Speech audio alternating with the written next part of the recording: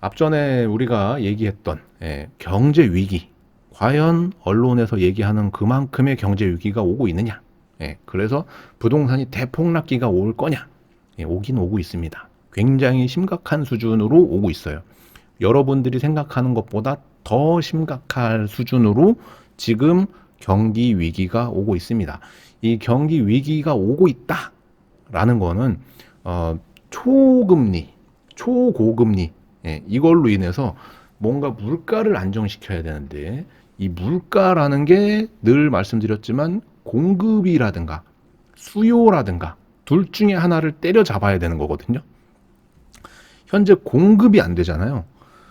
예를 들면은 우리가 먹는 달걀이 30개인데 한 판에 매일 먹는 게 30개라고 생각하면 되는데 그러면은 닭이 매일 하나씩 나면 닭이 30마리만 있으면 공급이 충분한데 갑자기 조류 독감이 해가지고 닭이 30마리가 아니라 한 20마리가 죽었으면 10개씩밖에 안 나오니까 그 가격이 올라가는 거거든요. 이게 공급이 망가졌을 때 일어나는 거예요. 현재는 공급이 망가진 겁니다. 근데 그거를 내가 돈 더 줄게. 원래 1,000원짜리인데 3분의 1이 됐으니까 3,000원을 줘야 사올 수 있는 달걀 값이 된 거잖아요. 그만큼 물가가 폭등한 거잖아요. 이걸 잡기 위해서 화폐 가치를 올리려고 금리를 미친 듯이 올리고 있는 거거든요. 근데 이 화폐 가치라는 거는 결국 금리가 정하는 거고 그 금리는 곧 빚의 무게가 같이 따라오게 됩니다. 본인이 지고 있는 이 부채, 내가 지고 있는 이 빚, 빚의 양이 곧 짓누르는 힘이 되는데 이게 금리가 싸고 뭔가 경기가 막 돌아갈 때는 굉장한 힘을 발휘하지만 금리가 올라가면서 뭔가 화폐 가치가 같이 올라가고 있는 상황에서는 굉장한 무게로 짓눌리게 되는 거죠. 미국에서 자이언트 스텝을 밟으면서 주식이 망가지고 또 비트코인 쪽이 망가지고 지금 뭐 웬만한 게 다 망가지고 있잖아요. 그리고 이제 주택 경기가 곧 무너질 수도 있는데 그 이유인 즉슨 견디기 힘들 만큼 특히나 굉장히 그 힘든 시기를 겪게 되실 분들은 저소득층에서 영끌하셨던 분들 이런 분들이 머지않아 경매라든가 또는 급급매로 물건을 던지실 수밖에 없는 상황이 올 것 같거든요. 근데 이게 안타깝지만 또 한편으로는 그걸 기다리고 계신 분들이 있어요. 이런 경기 위기가 올 때마다 새로운 부자들이 생겨납니다. 판이 바뀌는 거죠. 자, 우리도 자이언트 스텝, 자이언트 스텝. 미뛰니 세계 곳곳 도미노 금리 인상. 각국에서 금리를 인상하는 이유는 우리가 물건을 살 때 뭔가 이렇게 돈을 지불하는데 예를 아까 또 들었지만 계란 30개에서 계란이 10개로 줄어든 상황에서 그거를 똑같은 돈으로 가지고 올 수 없으니 이거의 가치를 높이기 위해서 금리를 올리고 있는 겁니다. 우리나라도 미국보다 더 높은 금리 인상을 할 수 있거든요. 아마 0.75%가 아니라 1%를 갑자기 올릴 수도 있습니다. 원래 금리라는 거는 굉장히 완만하게 올라가는 게 정석이었어요. 굉장히 느리고 천천히 어느 정도 다 감내할 수 있을 정도로. 왜냐하면 경기가 죽지 않으면서 금리도 올리면서 일정 부분 인플레이션을 유지시키기 위해서. 근데 지금은 인플레이션이 이제 물가인데 물가가 막 유례 없이 올라가다 보니 화폐 가치가 급속히 떨어지고 있어가지고 이걸 보전하기 위해서 부작용이 있음에도 불구하고 미친 듯이 밀어붙이고 있는 겁니다. 금리를. 왜냐하면 할 수 있는 게 그거밖에 없어요. 즉 공급이 망가졌으니까 공급을 늘릴 수는 없어요. 지금 현재로서는. 그럼 수요, 살려고 하는 사람들의 심리, 욕구를 완전히 짓이겨서 더 이상 사지 못하게끔 누르기 위해서는 금리밖에 남은 게 없는 거예요. 그래서 사람들이 공포에 질려서 완전 겁에 질려가지고 다 집어던지는 그 상황에서 누군가는 막대한 현금으로 줍줍을 하시겠죠. 막대한 현금으로 굉장한 부를 이룩하시는 분들이 생겨나는 시장이 곧 생길 것 같습니다. 아마도 올해 금리가 얼만큼 올라가는지에 따라 그리고 그거를 감당하실 수 있는 분들과 그렇지 못한 분들이 또 한 번 인생이 바뀌는 겁니다. 예. 많은 언론에서는 굉장히 위기를 많이 얘기하죠. 당연히 그게 위기가 맞거든요. 예. 근데도 불구하고 금리가 올라가고 누군가 무너진다면 또 누군가는 그거를 받아낸다. 그러면서 새로운 부자가 생겨난다. 그리고 그 고금리라는 게 영원하지 않더라. 또 경기가 어느 정도 이렇게 침체되고 어려운 사람이 많이 생기고 중소기업이 부도나고 실업률이 좀 증가하고 하면은 또 내리더라. 그 내릴 때 또 누군가한테는 굉장한 부가 또 축적된다라. 라는 거죠. 그래서 요 내용 밑에 보면 요런 것도 나와요. 내 집 마련 재고해야. 미 연준 내달 또 자이언트 스텝 금리 인상 예고해서 연준이 침체를 감수하고라도 물가와의 전쟁을 선포하겠다. 굉장히 뭐 과격한 표현들을 쓰잖아요. 오늘 제목처럼 곧 현실이 될 부동산 폭락이라는 제목처럼 굉장히 이런 자극적인 내용들이 많이 나옵니다. 과연 이 상황에서 내 집 마련을 안 하고 전세 월세를 사르란 얘기인가? 미국 같으면 렌트로 살아야 되는 건데 이게 화폐 가치가 떨어지고 있어가지고 금리를 올려서 그 화폐의 가치를 높이는 중인데 수요가 무너지는 거를 감수하더라도 이 화폐 가치를 보존하기 위해서 미친 듯이 금리를 올리고 있는 건데 그런데 전월세를 살아라? 그리고 내 집의 자산 가격은 지금 폭락하고 있잖아요. 10%면 굉장히 많이 떨어지고 있는 거거든요. 10억짜리 집이 9억에 팔리고 있다. 그럼 굉장히 많이 떨어지고 있는 건데 이게 더 떨어질 것 같으니 사지 말아라. 왜냐하면 수요를 이겨야 되니까. 더 이상 못 사게 밟아놔야 되니까. 그래야 안정이 되니까. 그리고 그 안정이 몇 년은 유지가 돼야 되니까. 사람들의 심리가 다시 살아나게끔 또 금리를 낮추고 뭔가 당근을 계속 제시해줘야 될 수 있는 여건을 마련하기 위해서.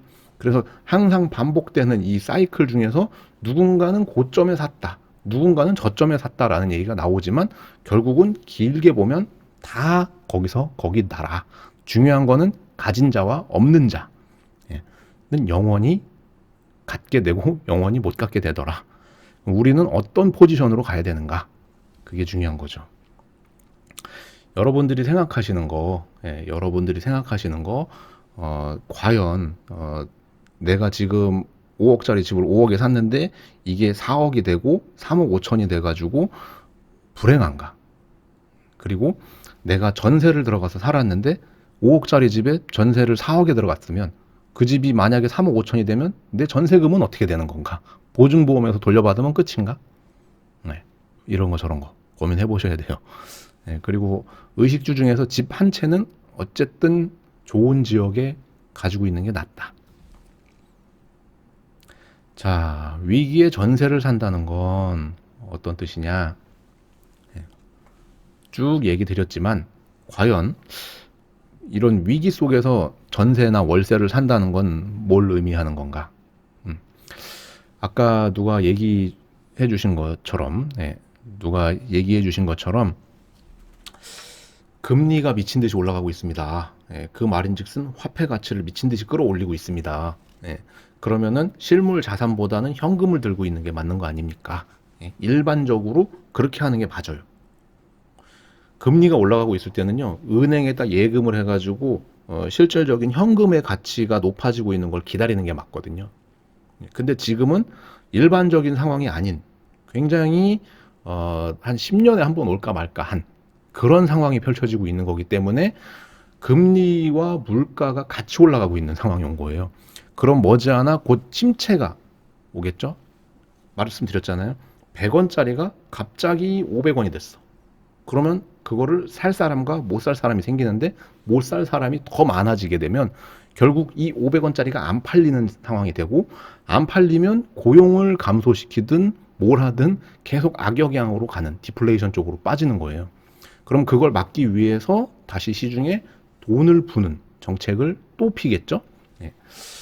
이게 반복되는 상황인데 지금은 어쨌든 일반적으로 금리를 올린다는 건 경기가 굉장히 좋아야지 올리는 건데 지금은 경기와 상관없이 단순히 물가를 잡기 위해서 모든 걸 다 초점을 거기에다 맞추고 움직이고 있는 겁니다. 그래서 지금 단기적으로 이 모든 거를 총알 세례를 소나기를 피하기 위해서 집을 판다거나 이런 일이 만약에 벌어지잖아요. 그러면 머지않아 다시 상승기 때 미친 듯이 올라가는 거를 잡아 탈 수가 없을 수도 있다는 거예요. 왜냐하면 화폐 가치라는 건 요 그래프에서 보겠지만 예전에 2000년도 아니고 1913년도 미국의 달러가 100달러짜리가 현재 2019년도에는 어느 정도의 역할을 하느냐. 즉 전세라는 거는 내가 그 집에 깔고 앉아 있는 돈이 예를 들어 3억이다. 그럼 그 3억이라는 돈이 2년, 4년이 지났을 때 똑같이 보존이 되느냐. 나는 그 3억이라는 돈이 변동이 없는데 다른 사람들의 돈은 움직였거든요. 오르거나 내려가거나. 예, 나는 변동이 없는데. 근데 과연 변동이 없었는가? 과연 변동이 없었는가? 실질적으로 시장에 나왔을 때 그 3억으로 똑같은 집에 살 수도 없더라. 이사를 가야 되더라. 요때 100달러와 지금의 한 4달러 정도가 같다. 그러면 여기에 100달러 주고 전세를 살던 분은 굉장히 부유했던 사람이었겠죠. 근데 그거를 그냥 돈으로 가지고 있었던 분은 지금 3달러밖에 안 되는 가치를 가지고 있었게 된 거죠. 근데 이때 100달러짜리로 집을 샀던가, 땅을 샀던가, 주식을 샀던가, 뭐 금을 샀던가, 뭘 샀던가 간에 가지고 있었다면 중간에 떨어지고 올라가고 하는 폭락은 그런 건 있었겠지만 결국은 이 그래프를 완전히 반대로 가는 거를 가졌겠죠. 누군가의 현금은 이렇게 떨어졌는데 예, 그때 산 자산은 이렇게 올라가는 예, 그래서 이만큼의 갭이 벌어져 버리는 예, 요 상태가 되는 거예요. 그래서 우리가 전세 월세는 단기만 살아라. 부득이한 경우에만 살아라.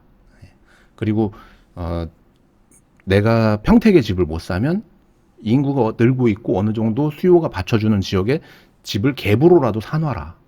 뭔가 자산을 가지고 있는 게 낫다.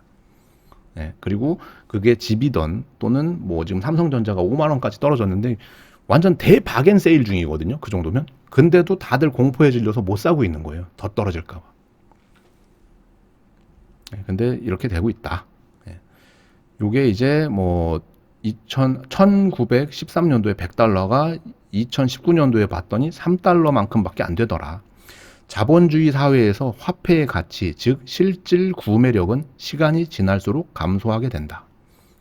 요게 이제 굉장히 명언이에요. 자본주의 사회에서 화폐의 가치, 즉 실질 구매력은 시간이 지날수록 감소하게 된다.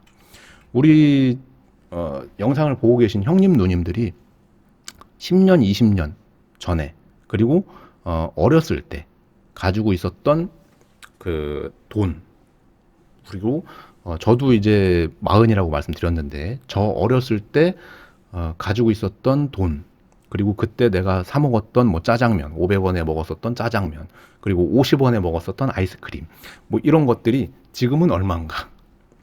그리고 내가 만약에 그때 뭐 1,000원짜리건 그때 당시에 뭐 500원짜리건 그거를 그냥 가지고 있었으면 지금 그게 500원인가? 예. 할 수 있는 일이 굉장히 줄어드는데 그 말인즉슨 중간에 금리가 고금리니 저금리니 화폐가 풀렸느니 적었느니 이런 거는 단기적인 쇼죠. 길게 보면 결국은 모든 자산 가격은 다 올라간다. 왜냐하면 그만큼 이 화폐라는 거는 가치가 점점 떨어지고 있기 때문에. 그래서 여러분들이 지금도 굉장히 두려움이 많으실 걸로 예상을 합니다. 왜냐하면 우리가 가지고 있는 자산이 급격히 떨어지는 이 상황에서 그 스트레스를 감내하고 버티면서 가시는 분들이 굉장히 강심장이시거든요. 저도 이렇게 방송에서 이야기는 드리고 있지만 굉장히 지금 우울한 상태에 놓여 계신 분들이 많으실 걸로 예상을 해요. 굉장히 우울한 상태로 지금 집값이 떨어지고 내가 샀을 때보다 뭐 1억 이상씩 차이가 나고 등등등 여러 가지 이유로 굉장히 불안하고 심리적으로 뭔가 좀 잘못된 판단을 한 게 아닐까라고 이제 생각들을 하시겠지만 결국은 요거 저는 길게 갈 거라고 생각하지 않습니다. 머지않아 경기 침체, 즉 뭐 디플레이션이라든가 또는 스태그플레이션이라든가 해가지고 경기 침체가 오면서 물가가 안정이 되잖아요. 늘 얘기하는 물가 2% 언저리의 그 물가가 안정이 되면 현재 8%의 물가를 2% 언저리로 안정을 시킨다면 그때는 금리 동결 또 이게 경기가 완전히 침체될 것 같으면 다시 돈을 풀고 하는 여러 가지 액션이 반복된다. 그러면 지금 5억의 꼭지에 물렸다. 8억의 꼭지에 물렸다. 근데 나중에 봤더니 그게 16억짜리 아파트가 됐고 10억짜리 아파트가 돼 있더라. 네. 이렇게 되면 이제 누가 더 힘든지 고민해 보셔야 돼요. 즉 버틸 수 있는 선에서는 버티실 수 있으면 버텨라. 지금은 이제 존버라고 하죠. 예, 버틴다. 예, 좀 심하게 버틴다라는 표현인데 그런 분들과 또는 그냥 여유가 있으셔서 뭐 이미 다 현금 마련해 놓고 하셨던 분들 이런 분들과 영끌을 완전히 너무 이제 꼭지까지 하셔가지고 올라가는 금리를 감당할 수 없는 요 세 가지 부류들 중에 과연 나중에 누가 더 웃게 될까? 그게 좀 걱정이 됩니다. 어쨌든 다시 한번 이런 위기가 찾아왔다. 굉장한 위기다 이거는. 이 위기만큼 여러분들이 어떻게 보면 또 기회가 왔다라고 생각하시면 돼요. 준비되어 있는 분들한테는.